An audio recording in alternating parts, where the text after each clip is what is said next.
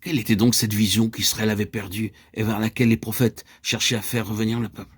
Quelle était donc la véritable raison de la vocation qui avait conduit Dieu à étendre sa main sur Israël et qui donnait un sens et une véritable signification à l'existence même d'Israël?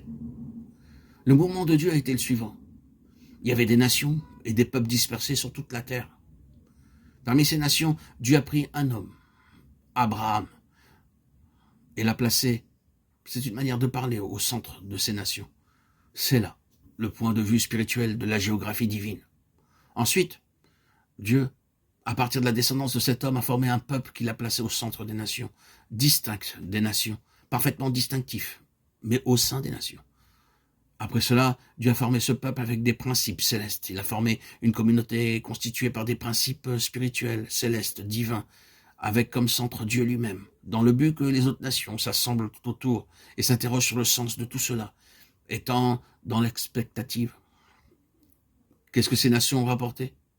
Ce n'est pas le récit de la prédication de cette nation particulière. Vous n'avez rien concernant leur sermon ou la proclamation des doctrines et de certaines vérités. Mais ceux qui ont regardé ont été conscients que Dieu, le seul Dieu vivant et véritable, était là. Il n'y avait pas de méprise, il n'y avait pas d'autre alternative. Ils devaient le connaître. Dieu était là. C'était parce que ce peuple était constitué sur la base de principes divins et célestes que Dieu était présent. Et la présence de Dieu était perceptible tout autour, là où allait ce peuple. Même avant l'arrivée de ce peuple, quelque chose commençait à se manifester. Écoutons Rahab. Qu'a-t-elle déclaré aux espions?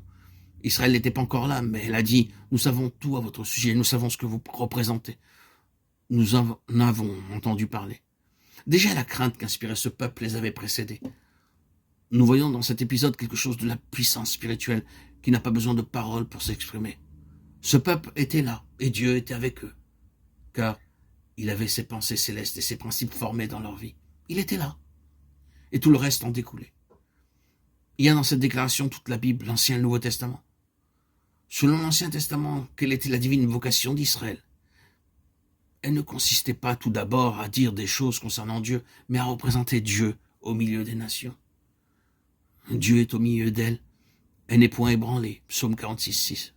Le Seigneur est ici. Pouvait-il y avoir une plus grande chose? C'était cela leur vocation. Vous pouvez dire que dans l'Ancien Testament c'était un type, mais c'était bien plus qu'un type. C'était très réel. C'était un fait.